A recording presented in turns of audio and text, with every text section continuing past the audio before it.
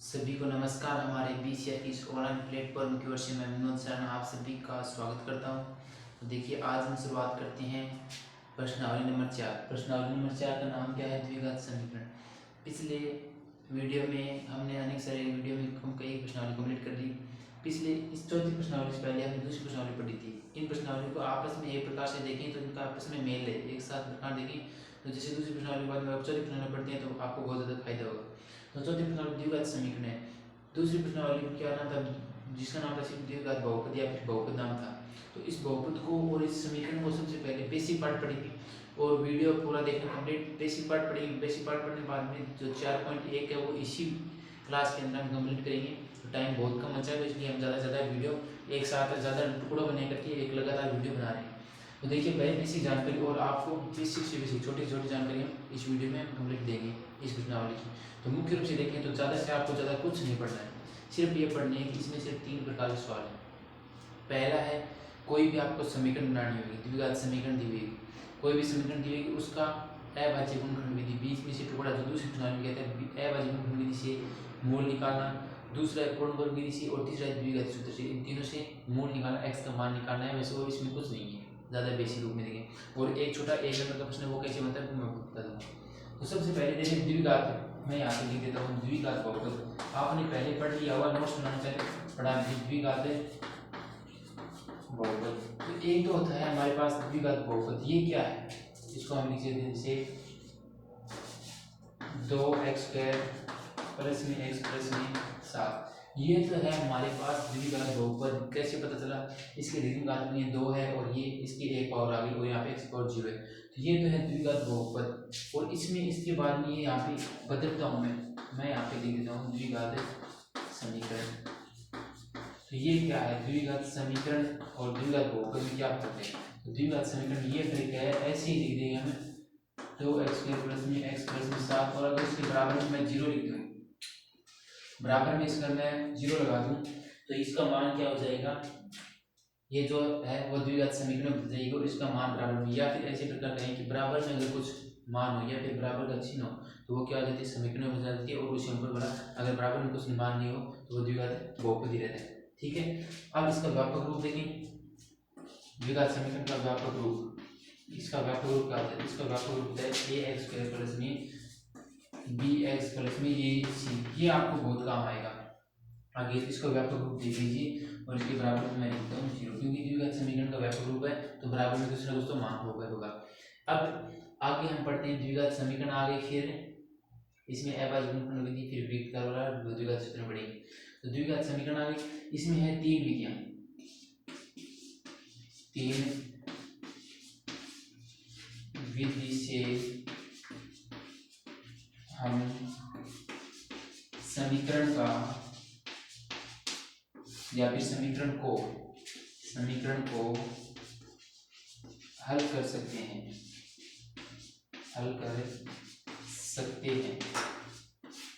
कौन कौन सी? एक नंबर है यहाँ पे अभाज्य गुणनखंड विधि, जो कि हमने दूसरी प्रश्नावली में लिखी, अभाज्य गुणनखंड विधि। ठीक है, 2 नंबर है हमारे पास पूर्ण वर्ग विधि। ये भी आपको मैं शानदार अच्छी तरीके से ट्रिक के साथ समझा दूंगा कि कैसे आपको पूर्ण वर्ग विधि समझानी है। 3 नंबर है हमारे पास द्विघाती सूत्र। तो वो है एक हमारे पास सूत्र है जिसकी सहायता से हम निकालेंगे द्विघाती सूत्र, या फिर इसको दूसरा नाम है श्रीधराचार्य सूत्र। श्रीधराचार्य सूत्र। बस आपको नोटबुक में इतना होता है, साथ साथ में होता है जो मैं लिख रहा हूँ वो साथ साथ में बनाने चाहिए। द्विघात बहुपद आ गया, समीकरण आ गई, फिर इसको हल करने की, जैसे कोई भी समीकरण दी हुई उसको हल करने की 3 विधियां हैं। पहले अभाज्य गुणनखंड विधि, जो दूसरी विधि में दूसरी प्रश्नावली में कंप्लीट कर दी थी, जिसमें एक नई पूर्ण वर्ग विधि है, वो आपको 6-7 पॉइंट लिखा हुआ, वो पॉइंट याद करने पूर्ण विधि तैयार हो जाएगी। इसमें एक सूत्र है वो वैसे सूत्र में है। तो अब इसके बाद मैं लिखता हूँ इसका सूत्र, बस इतना ही, एक इसका सूत्र है और 3 पॉइंट और इसमें इतना बेसिक पार्ट। और इसके कुछ ना कुछ मान निकालने वो आप ज़्यादा बेसिक में जाना है, सीधा मान याद रख लीजिए। मैं 3 नंबर सीधे लिख देता हूँ द्विघाती सूत्र। द्विघाती और जो पूर्ण वर्ग विधि है उसकी जो 4-5 टॉपिक है, जो पॉइंट है छोटे छोटे, वो शॉर्ट में, वो आपको मैं एक अलग से, जैसे हम पूर्ण वर्ग विधि का वीडियो कंप्लीट करेंगे, शुरुआत करेंगे, तो उसमें हम क्या करेंगे, पढ़ेंगे साथ में। तो द्विघाती सूत्र और इन सभी का वीडियो कंप्लीट होने के बाद में हम पूर्ण वृद्धि का एक अलग से टॉपिक ले लेंगे। ठीक है, तो द्विघाती सूत्र, इसमें जो x कोई भी जो चर दिया हुआ होगा तो उस चर के मान के बराबर रखना है आपको, माइनस का b, इसकी चीज में बटा लगाना है, माइनस का b plus minus under the root B square minus में 4ac और एक बटा में है 2, ये हमारे पास है सूत्र। ठीक है, और ये किससे आएगा, इससे आएगा ax² प्लस में bx प्लस में c, इसी तरह मान रखना है, बराबर में जीरो समीकरण बना देता हूँ। अब ये जो अंडर दी रूट है, इसके अंदर जो बी स्क्वायर माइनस 4ac, इसे विविधता बोलते हैं, इसे क्या बोलते हैं, विविधता, विविधता, इसे d से दर्शाते हैं, और इसका होता है बी स्क्वायर माइनस में 4ac। इसकी तीन कंडीशन है, तीन कंडीशन है, जब इसका मान 0 हो, बी स्क्वायर माइनस 4ac का मान, या फिर प्लस का हो या फिर माइनस का हो, तो इन तीनों के लिए अलग अलग वास्तविक मूल है, उनके लिए वास्तविक होगा, वास्तविक नहीं होगा, या फिर मूल वास्तविक होंगे और बराबर भी होंगे। तो एक नंबर कंडीशन मैं लिख देता हूँ, बी स्क्वायर माइनस में 4ac जब 0 से बड़ा हो, 0 से बड़ा मतलब प्लस का होगा, तो मूल वास्तविक होगी सिर्फ। ठीक है ना, वास्तविक, वास्तविक होंगे। 2 नंबर है, जब इसका मान क्या हो, 0 हो, 4ac बराबर में 0 हो, तो मूल वास्तविक व बराबर होंगे, वास्तविक तो होंगे लेकिन इसी साथ क्या होंगे, बराबर भी होंगे, ये हो गया हमारे पास है, बराबर हो गए। और एक इसकी लास्ट 3 नंबर है, बी स्क्वायर माइनस में 4ac, इसका मान जब 0 हो, 0 से छोटा, यानी कि सभी के सभी मान क्या हो, माइनस के होगी, यहाँ पे माइनस का होगा तभी तो 0 बड़ा होगा एक्स के लिए, तो मूल वास्तविक नहीं होगी, तो मूल वास्तविक नहीं होंगे, तब मूल क्या होंगे, वो वास्तविक नहीं होंगे। ये थे इतने बेस, इस प्रश्नावली में बेसिक पार्ट है वो इतना ही है, क्योंकि इसमें इतने कम इसलिए है कि आपने ज़्यादा से ज़्यादा आपने दूसरी प्रश्नावली पढ़ लिया हुआ, तो दूसरी प्रश्नावली या चौथी प्रश्नावली वो न्याय के बराबर है, यानी कि एक सूत्र ये, एक पर जुड़ी है, 2 चीज़ें एक्स्ट्रा जुड़ी है, वहाँ पढ़ेगी। तो अब मैं अब नोट से वो इनको उतार दीजिए, आगे मैं प्रश्नावली और 4.1 की शुरुआत करते हैं, और आज हम 4.1 को कंप्लीट करेंगे। और एक मैं आपसे बता देता हूँ कि जो हमारी एक्सरसाइज 4.1 है वो कंप्लीट होगी पहले, फिर सारी एक्सरसाइज वो कंप्लीट होने के बाद में उदाहरण वो हम अलग से एक पार्ट में सारे एक उदाहरण साथ है वो एक साथ हम कंप्लीट करेंगे, तो इनको ज़्यादा समझ में आएगा। पहले प्रश्नावली से शुरुआत करते हैं, ठीक है। और इसके हैं दो सवाल, इन दोनों सवालों को शानदार तरीके से हम एक एक करके अच्छे तरीके से समझेंगे।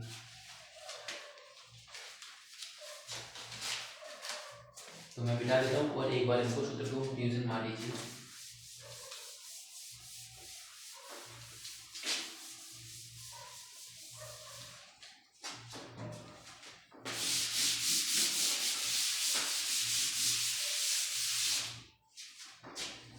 पहला देखिए,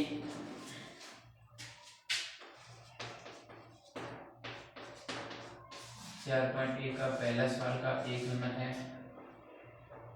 x प्लस 1 इसकी होल स्क्वायर बराबर में कोष्टक में x माइनस का 3। इसको क्या करना है, क्या निम्न द्विघात समीकरण है, सिर्फ आपको यही बताना है कि क्या ये द्विघात समीकरण है, अगर है तो लिख दीजिए, अगर नहीं है तो ये लिख दीजिए द्विघात समीकरण नहीं है, सिर्फ इतना ही चेक करना है। तो यहाँ पे लिख दीजिए x1 की होल स्क्वायर है ना, तो यहाँ पे a प्लस b का होल स्क्वायर, तो बड़े तरीका करना चाहें तो यहाँ पे बड़े तरीके से करना होगा, ए स्क्वायर प्लस में बी स्क्वायर प्लस में 2ab, यहाँ पे लगा दीजिए एक्स स्क्वायर प्लस का 1 प्लस में 2x बराबर में, इस 2 को अंदर से गुणा करेंगे तो 2x माइनस का 3 हम 6 आगे। अब जितना है सारा नीचे साइड भी हो, तो एक्स स्क्वायर और प्लस का 2x है, इन 2x माइनस का 2x प्लस वो 1 प्लस 6 बराबर में 0। 2x में 2 कट गया, लेकिन x स्क्वायर प्लस में 7 बराबर में 0 रहेगा। और इमेजिनरी बात देते हैं 2 है, तो ये क्या है, द्विघात समीकरण यहाँ पे लिखेंगे। अतः ये है द्विघात समीकरण है। जिसमें होगी उसमें अतः लगा ये लिखना है, जिसमें नहीं होगी उसमें लिख देंगे बस। ये सरल सा है। फिर आगे हमारे पास 2 नंबर मैन स्क्वायर कैलकुलेशन। की कैलकुलेशन आपको किस तरीके से सेट करना है। इसके बाद में हमारे पास 2 नंबर, 1 नंबर सवाल का 2 नंबर है एक्स स्क्वायर माइनस का 2x बराबर में माइनस का 2 पॉजिटिव में 3 माइनस का x। इसको करेंगे तो एक्स स्क्वायर माइनस का 2x बराबर में माइनस 2 को इसे गुणा करेंगे तो माइनस का 6, माइनस 2 को इसे माइनस माइनस प्लस और 2x। अब 2x ने इस साइड में लिया तो एक्स स्क्वायर माइनस का 2x माइनस का 2x प्लस का 6 बराबर में 0 जगह एक्स स्क्वायर माइनस का 2x 2 से जगह तो 4x प्लस में 6 बराबर में 0। तो क्या ये द्विघात समीकरण लिख देंगे। अतः यह है द्विघात समीकरण है। बस इतना ही लिखना है। इसके बाद में हमारे पास है 3 नंबर।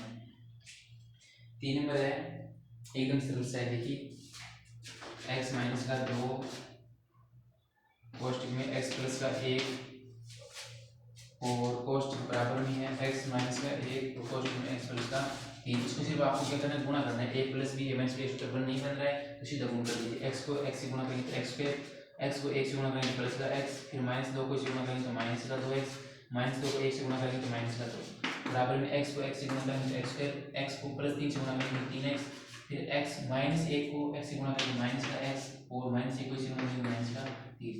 अब देखो x स्क्वायर इधर आएगा कट जाएगा, ये यहाँ पे आ गई 2x और इस साइड में बच गए प्लस माइनस का x में से माइनस का 2x करेंगे तो माइनस का x माइनस का 2 और बराबर में 3x में से 1x का 2x माइनस का 3। इसको इधर लाएंगे तो माइनस का हो जाएगा तो माइनस का 3x और वो ना हो तो प्लस को 1 तो यानी कि प्लस का 1 बराबर में 0 और द्विघात यहाँ पे लिखेंगे। अतः यह द्विघात समीकरण नहीं है, क्योंकि इसमें अधिकतम घात वो 3 नहीं है, इसलिए ये क्या है, द्विघात समीकरण नहीं है। ठीक है। इसके बाद आगे हमारा 4 नंबर, यानी कि ज़्यादा एकदम सरल तरीका है, सबसे बढ़िया है और आराम से एक बार दिमाग में सेट हो जाएगा, रुचि बन जाएगी निकालने में तो अपने आप समझ में आ जाएगा। इसके बाद में हमारे यहाँ 4 नंबर। 4 नंबर है x माइनस का 3 कोष्टक में 2x प्लस में 1 बराबर में x प्लस में 5। इसको गुणा कर दीजिए। x को 2x से गुणा करेंगे तो माइनस में प्लस का x ने x के 2x फिर और x ने गुणा प्लस का x, फिर माइनस से गुणा करेंगे तो माइनस का 3 दूनी 6x और इससे गुणा करेंगे तो माइनस का 3 बराबर में x को इससे गुणा करेंगे x स्क्वायर प्लस में 5x। ठीक है, इन सभी को अंदर गुणा किया है। इस x को इधर लाएंगे तो यहाँ पे बचेगा 2x स्क्वायर माइनस का x और कोई ना माइनस स्क्वायर प्लस में करेंगे माइनस का 5x, 6x में प्लस x करना तो 1x घट जाएगा और माइनस का 5x चलेगा, माइनस का 3 और इन्हें करेंगे माइनस को 5x कोई ना बराबर में 0। दोनों 5x माइनस जुड़ जाएगा और x घट जाएगा तो माइनस का 10x माइनस का 3 बराबर में 0 आ गई। द्विघात समीकरण है। फिर इसके बाद में 5 नंबर हमारा 2x माइनस का 1 x माइनस का 3 बराबर में x प्लस का 5 और x माइनस का, इसको हल करना है। वैसे इसको क्या करना है, पीछे की तरफ वापस गुणा करना है। 2x को इससे x से गुणा करेंगे तो 2x स्क्वायर, 2x को इससे गुणा करेंगे तो माइनस का 3 दूनी 6x, फिर माइनस 1 ने x से गुणा करा तो माइनस का x, फिर माइनस 1 ने गुणा करा माइनस माइनस प्लस 3 बराबर में x ने x से गुणा करा तो x स्क्वायर, फिर x ने माइनस 1 गुणा तो माइनस का x, प्लस 5 ने गुणा करा प्लस का 5x और प्लस 5 ने माइनस 1 गुणा तो माइनस का 5। अब हम सारा एक साइड में लियो तो इन्हें तो घट जाएगा 2x क्यों माइनस का 100 क्यों और आगे माइनस का 7x और आगे नहीं करेगा इनको नाम प्लस का प्लस का 4x हो जाएगा और प्लस 4x नहीं से जाएगा माइनस का 4x और इन्हें क्या रहेगा 3 और 5 3 8 प्लस में 3 और प्लस में 5 यहाँ से 0 रहेगा तो 38 बच गया एक्स स्क्वायर और इन्हें में जो 3 है 10 11 एक्स और प्लस में 8 बराबर में 0 द्विघात समीकरण है। कैलकुलेशन अगर फनी लगा तो थोड़ा फास्ट बोल रहे हो तो वीडियो से बेटे भी ये रोक्स को ठीक है। एक बात में अपना 5 नंबर हो गया 6 नंबर 7 नंबर 8 नंबर 3 रह गए अभी करा देना कंप्लीट सारा सारा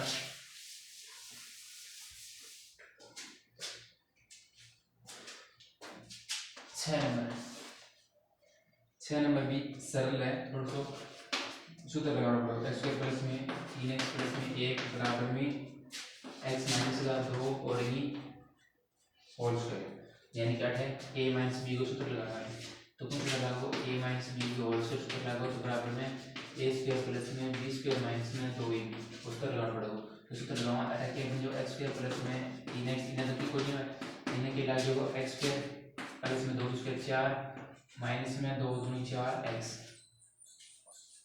अभी ये x स्क्वायर में इस साइड में कट जाओ और इन जमाने से 7x हो जाएगा 4x से एक साइड में जाएगा और इन 4 जमा दे माइनस का 4 और माइनस का 3 बराबर में 0 का समीकरण आ गया अतः ये द्विघात समीकरण नहीं है। अच्छा आगे ये वाला 7 नंबर है x प्लस 2 होल क्यूब बराबर में 2x x स्क्वायर माइनस 2 अब इन देखना 28 सूत्र लागू आपनो a plus b whole square सूत्र तो है a प्लस b की होल स्क्वायर सूत्र क्या है a square sorry a cube plus में b क्यूब प्लस में 3 a स्क्वायर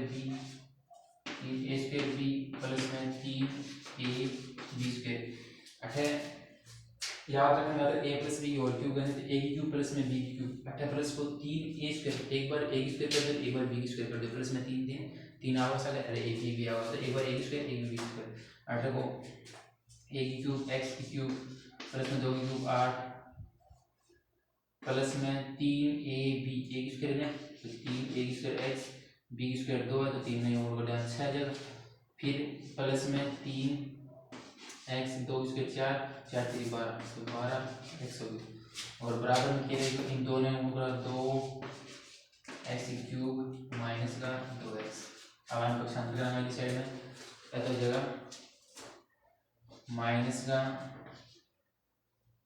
माइनस a मतलब x क्यूब और प्लस में 6x स्क्वायर अधिकतम बात आगे लियो हम आगे फिर 12x है ए साइड में जुड़ दीजिए तो 14x और प्लस में 8 बराबर में यह भी द्विघात समीकरण है क्यों यह त्रिघात समीकरण है 3 घात है 3 घात है तो त्रिघात समीकरण होगी तो ये भी नहीं है।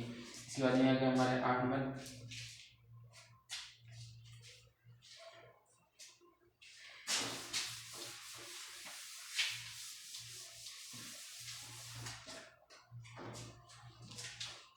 एक बड़ा शानदार है थोड़ा सा इसमें a माइनस बी का उत्तर उत्तर लगेगा तो यहाँ पे है x की क्यूब माइनस में 4x स्क्वायर माइनस में x प्लस में 1 बराबर में x माइनस 2 और e और क्यूब तो अठे x क्यूब ई साइड में तो कोई सॉल्यूशन हो ही नहीं तो इन्हीं में यहाँ लिख दियो प्लस में 1 बराबर में 8 लगा देना तो 8 लगा वो a माइनस b की होल क्यूब को सूत्र वापस वो ये a क्यूब माइनस में बी क्यूब प्लस में 3 a स्क्वायर b माइनस में 3 a b स्क्वायर को सूत्र लगाना है कोई सूत्र बन जैसी ठीक है तो इनमें a क्यूब x की क्यूब माइनस में 2 की क्यूब 8 और प्लस में 3 और 3 दूनी 6 x स्क्वायर जो माइनस में 3x और इन्हीं 2 की स्क्वायर 4 3 12 x पॉइंट लगाइयो अब सारा जितना भी इस साइड में इन्हीं साइड में जो ऐसे घट जाएगा x क्यूब माइनस में x क्यूब और इन्हें माइनस का 4x स्क्वायर है और ए भी माइनस का जगह 6x स्क्वायर इन्हें माइनस का क्या इन्हें है जैसे माइनस का x प्लस का 12x प्लस में 1 और माइनस प्लस का 8 इन्हें 0 देखो 8 ऐसे कैंसिल हो गया और ए जैसे माइनस का 10x स्क्वायर और ए घट प्लस का 11x और प्लस का 9 बराबर में 0 अतः यह द्विघात समीकरण है। ठीक है। अब है और सवाल देखो, अब दूसरा सवाल है वो थोड़ा इंपॉर्टेंट है, एक हाथ लगाना जल्दी जल्दी करेंगे। दूसरा सवाल है बहुत ही बारीकी में एकदम बढ़िया तरीके से शानदार तरीके से समझा है देखो। तो इन्हें एक बार और से जल्दी सी उतार जाओ कर लो और को भी साथ साथ बोल बता दे और थोड़ा सो के ध्यान रखियो। 2 नंबर सवाल बहुत बढ़िया सवाल है, 2 नंबर सबसे इंपॉर्टेंट सवाल, बहुत बढ़िया सवाल है। यानी कि समीकरण का खुद ने बदलना होगा। तो इन ट्रिक को थोड़ा सा थ्योरी है नहीं, थ्योरी समझ जाओगा तो अपने आप सेट हो।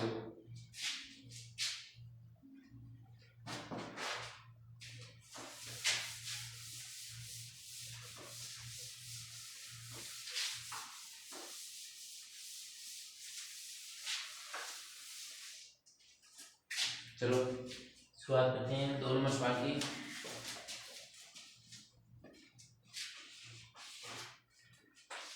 एक दो बार आप खुद पढ़ना, जितना सवाल आप खुद पढ़ोगे पहले उतना ज़्यादा समझ में आएगा। देखिए पहला सवाल है बहुत ही थ्योरी में आप साथ साथ में किताब में देखिए, ठीक है ना। एक आयताकार भूखंड का क्षेत्रफल 528 मीटर स्क्वायर, मतलब एक आयताकार भूखंड कोई भूमि को टुकड़ा है आयताकार क्षेत्रफल दे रखा है 528 मीटर स्क्वायर। क्षेत्र की लंबाई चौड़ाई के दोगुने से एक अधिक है। क्षेत्र की लंबाई है वो चौड़ाई के दोगुने से अधिक है, चौड़ाई एक दोगुना एक अधिक है। तो अपन क्या माननी पड़ेगी, चौड़ाई माननी पड़ेगी। क्यों माननी पड़ेगी, क्यों अपन लंबाई की शब्द की लंबाई है वो है चौड़ाई की दोगुनी से एक अधिक। तो इस भूखंड की चौड़ाई और लंबाई ज्ञात करनी है तो इसको सिर्फ समीकरण में बदलना है। 2 नंबर का 1 नंबर है, पहली मैं मानता हूं माना आयताकार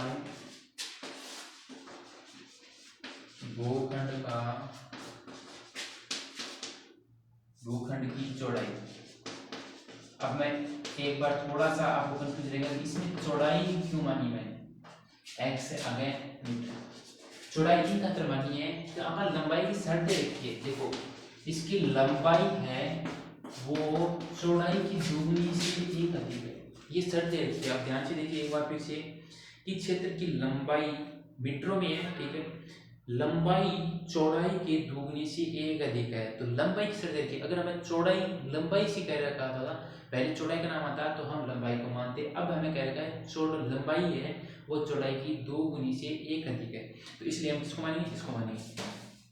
अब हमें भूखंड का क्षेत्रफल वह क्षेत्रफल दे रखा है, क्षेत्रफल है हमें 528 की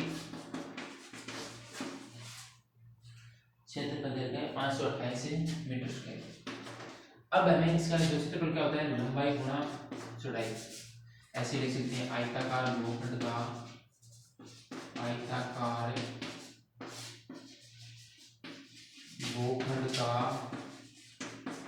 क्षेत्रफल क्या होता है लंबाई गुणा चौड़ाई, लंबाई गुणा चौड़ाई x गुणा में 2x प्लस में 1 और ये मान है 528। लंबाई चौड़ाई अपने ये तो ए रखा हम अपने और तो क्वेश्चन पे है कोई तो यहां पे ए रखा अब ये x नियमों को तो 2x स्क्वायर और प्लस का x और आगे साइड में माइनस का 528 बराबर में 0। कोई भी काम करा है समीकरण निकालिए और आगे कई किस वाला विषय में आओ तो इस समीकरण से हल करो दोनों भी कह दे ए बाजू में दे द्विघाती सूत्र कह दे तो तय कर लेगा।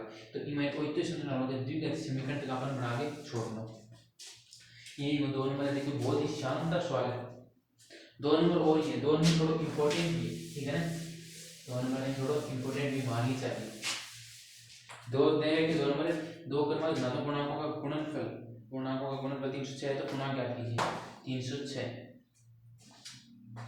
2 ऐसे लिख लीजिए माना धनात्मक पूर्णांक, कोई एक धनात्मक पूर्णांक है पूर्णांक बराबर में x है। अब उसके बाद में हमें क्या रखा है क्रमागत, क्रमागत का मतलब है क्रम से एक के बाद में उसके अगला, जैसे 2 के बाद में 3 आता है, 3 के बाद में 4 आता है, 4 के बाद में 5 आता है, 5 के बाद में 6 आता है। तो 2 का क्रमागत क्या है 3 है, 3 का क्रमागत 4 है, 4 का क्रमागत 5 है, 5 का क्रमागत 6 है। तो ऐसे क्रम से कह रखा है बीच में नहीं छोड़ रखा। तो अब यहाँ पे मान लीजिए x की जगह पर 2 है तो इसका क्रमागत अगला क्या होगा 3 होगा। तो इसमें 2 3 लेकिन क्या करना होगा हमें जोड़ना होगा। तो दूसरा क्रमागत धनात्मक पूर्णांक। अब ये धनात्मक पूर्णांक कैसे आएगा, ये x में एक जोड़ने पर आएगा, ठीक है। इसके बाद में हमें क्या लिखा है, इनके दो क्रमांक धनात्मक पूर्णांकों का गुणनफल दे रखा है। तो यहाँ पे लिखता हूँ मैं, दो क्रमागत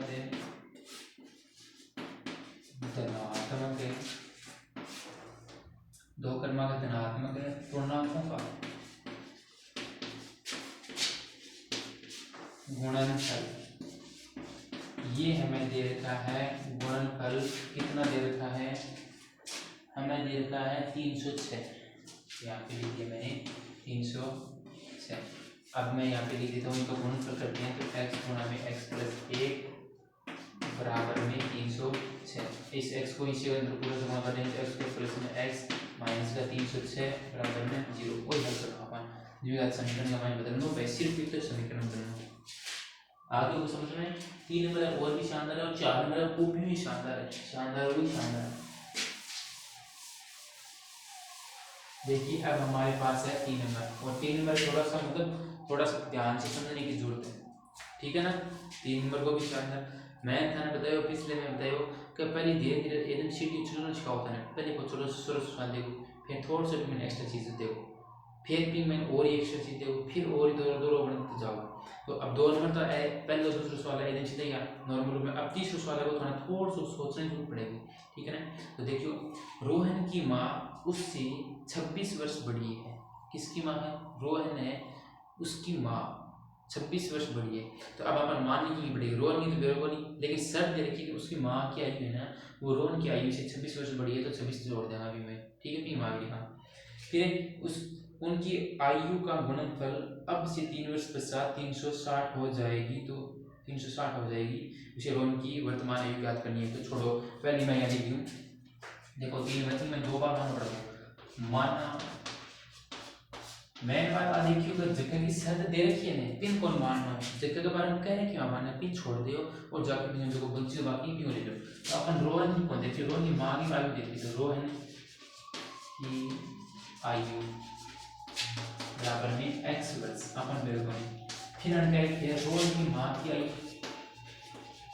रोहन की माँ की आयु, रोहन की माँ की आयु, ये हमें देखिए x प्लस में 26 वर्ष बड़ी है, इनमें जोड़ देना आयु 26 वर्ष बड़ी कर दी।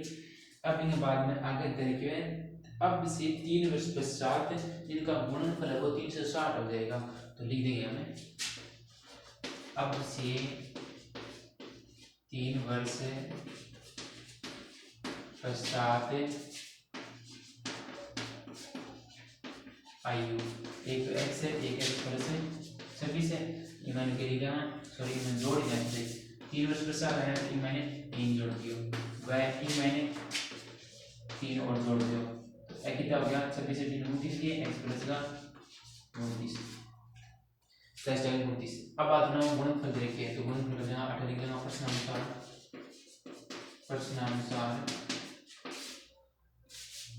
x प्लस 3 कोष्टक में x प्लस 29 बराबर में कितना दे रखा है 360, उसमें 306 था, इसमें 360 दे रखा है। अब इसको तरह क्या करना है, गुणा करना है, इसमें x को इससे गुणा करेंगे x स्क्वायर, फिर x ने 29 को गुणा कराना चले पहले से का 29x और 3 ने होगा प्लस का 3x और 3 ने 29 को गुणा कराना तो प्लस का 9 3 27 और 3 दूनी 6 6 7 8 6 7 8 सीधे से आए देखो, एक बिंदु का 27 में 6 2 3 दूनी 6 6 2 8 और माइनस का 360 बराबर में 0। तो इनके हो x स्क्वायर प्लस में 29x और माइनस का 40 से गया 80, एक बार 80 घटावा से 60 और 280 280 में 3 और घटा दो 273 बराबर में 0। आपने क्या की समीकरण आ गया। अब आपने लास्ट एंड फाइनल यानी कि करो और मरो, बहुत ही शानदार सवाल है, सबसे बेस्ट बढ़िया सवाल, ठीक है। और इसके बाद में जो इसमें से अभी तक परीक्षा में कोई सवाल मतलब आया होगा तो पता नहीं, लेकिन अभी अनुमान नहीं लगा सकता, लेकिन 4.2 में है वो हम बता देंगे कि पिछले साल जो पेपर में यहाँ प्रश्न आया था वो हम इस बार बता देंगे कि ये जो है वो इस बार आ चुका है। ठीक है ना। तो पिछले साल जो आया उसको छोड़ दीजिए, वो नहीं आएगा, ज़्यादा इंपॉर्टेंट नहीं है। अब हम इसके लिए हम आगे तैयारी करते हैं कि यानी कि इस बार पेपर में क्या क्या आएगा, वो हमें क्या करना है, तैयारी करना है। समझ में आ गया होगा ये तो। एक बार और वापस ये मान लेना। मेन बात ये है कि जिसकी शर्त देख के उसको छोड़ दीजिए, ताकि जो बाकी बच गया उसको एक्स मान लीजिए। ठीक है। आयु के भी ऐसे आएंगे। और ऐसा है जो 4 नंबर सवाल है ना इसका 2 नंबर का, वो शानदार है और उसकी तरह भी आपको शानदार तरीके से समझना होगा। और अगर समझ में नहीं आया बेसिक कॉन्सेप्ट तो आपने कोई काम भी नहीं आएगा। तो देखिए पहले इसको 2 बार खुद वीडियो रोक करके पढ़िए, फिर हमें क्या करना है वो देखिए। देखिए एक रेलगाड़ी 480 किलोमीटर की दूरी समान साल से तय करती है। रेलगाड़ी है और वो दूरी कितनी तय करती है, हमें दूरी देखिए 480 किलोमीटर। ठीक है। यदि इसकी चाल 8 किलोमीटर कम होती है तो उसके द्वारा तय करने में 3 घंटे समय अधिक लेती है। हमें रेलगाड़ी चाल याद करनी है। 8 किलोमीटर कम हुआ है, क्या हुआ है, चाल हुआ, उस समय अपन दे रखे। चलो बढ़िया बात है। देखो पहले 2-3 महीने एक रेलगाड़ी है। ठीक है। चित्र समझाऊंगे। रेलगाड़ी है, अंग बीच में चलने सिर्फ आई थी कितनी देर क्या अपन इसका ऐसे करके इसके ऊपर जो लगता है धुआं वाला, इसके बीच में जैसे रेलगाड़ी है और यहाँ से इसके बीच की दूरी सीधा ऐसे बना लीजिए। रेलगाड़ी के बीच की दूरी देखिए हमें 480 किलोमीटर। अब इसकी चाल है वो हमें पता नहीं है कि जो रेलगाड़ी है उसकी चाल कितनी है ये पता नहीं है, ये तो हमें मानना होगा। ठीक है। चाल पता नहीं है, लेकिन अब अगर कह रहा है कि इसकी जो वर्तमान चाल है उसको मैं 8 किलोमीटर प्रति घंटा कम कर दूं, चाल को कम कर दूंगा, तो पता है आपको कि समय कितना लगेगा, ज़्यादा लगेगा। चाल अगर कम हो जाती है तो समय ज़्यादा लगेगा। तो 3 घंटे अधिक लेती है, टाइम है वो पहले से 3 घंटा ज़्यादा लेती है। ठीक है।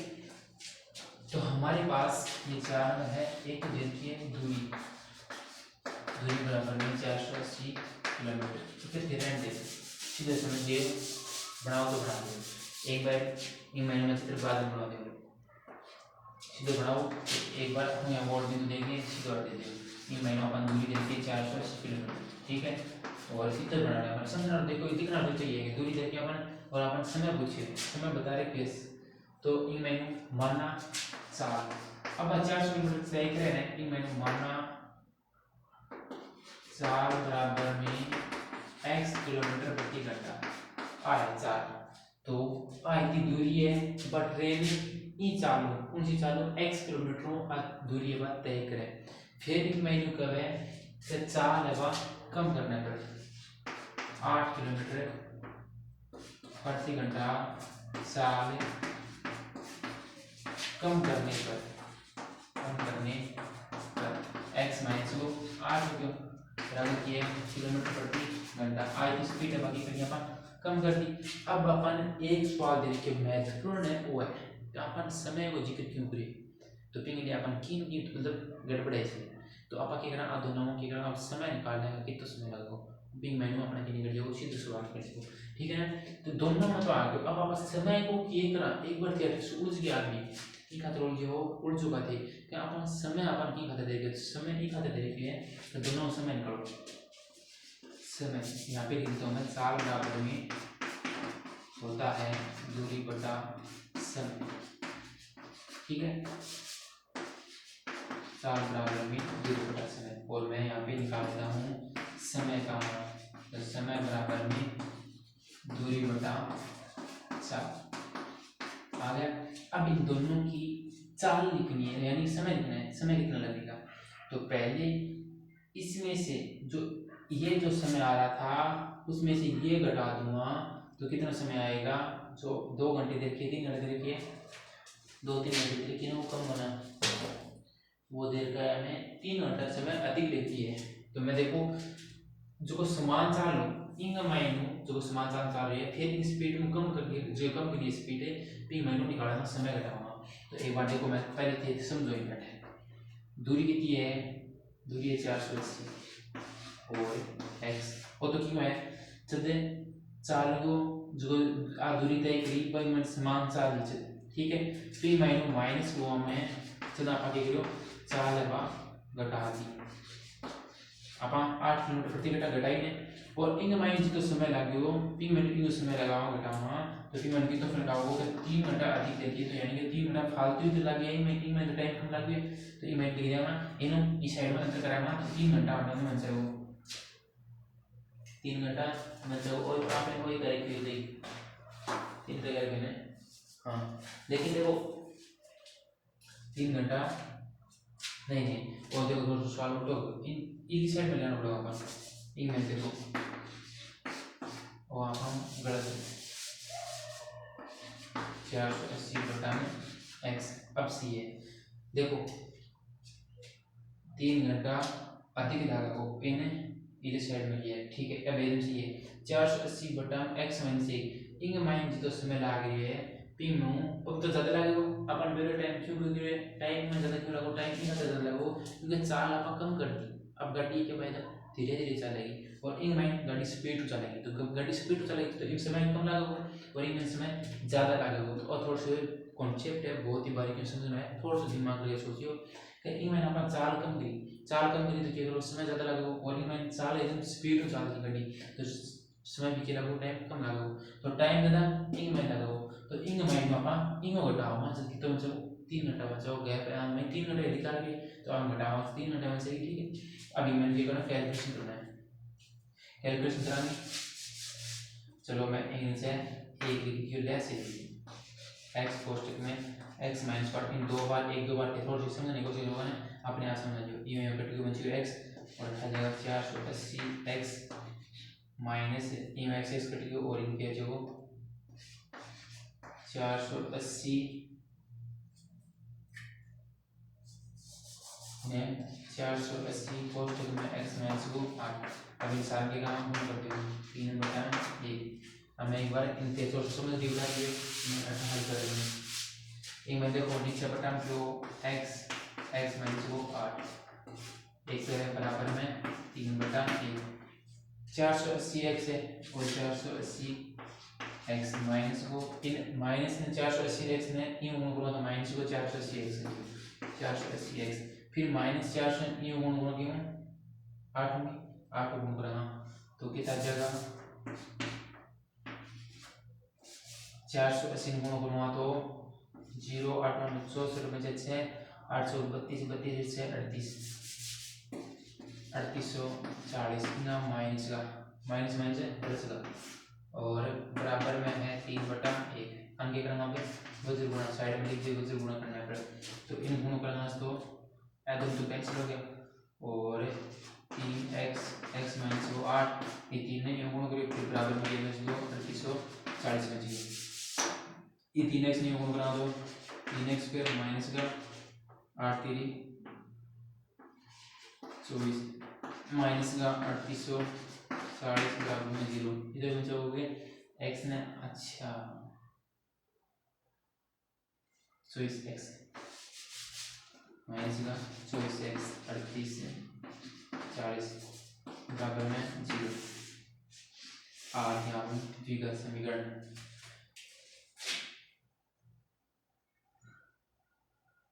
मैंने छोटो भी तीन को भाग दे अगर किताब का उत्तर लेना है एक है किताब का उत्तर को है किताब का उत्तर 3 को भाग दे 8x माइनस को 1 2 7 7 8 3 24 1280 बराबर में 0 है किताब का उत्तर है मैंने देख लिया पूरे को मैंने समीकरण में 3 को भाग दिया किताब का उत्तर लेना है तो आप यहाँ अपनी 4.1 एक्सरसाइज देखो 4.1 हमने अच्छी तरीके से कंप्लीट कर ली। अब हम एक्सरसाइज 4.2 शुरुआत करेंगे। एक्सरसाइज 4.2 में ज़्यादा कुछ बड़ा तो है नहीं देखिए एकदम सरल सा है 4.2 एकदम सरल सी और 4.3 भी सरल सी और 4.4 भी बहुत ही सरल सी है 4 वीडियो में कंप्लीट कर लेंगे। अब इससे मैं एक्सरसाइज 4.1 कंप्लीट करी थी। अब हम इस वीडियो को देखने के बाद में 4 वो अगली देखना, और इस वीडियो को कंप्लीट देख लिया, देखने के बाद में अब हम एक्सरसाइज 4.2 करेंगे। जल्दी से जल्दी हम लाने की कोशिश करेंगे। तो अब हम मिलते हैं अगली वीडियो में, तब तक तैयारी कर लेना। और एक बार है वो इतना देखने के बाद में एक बार खुद रिविजन जरूर कर लेना। एक बार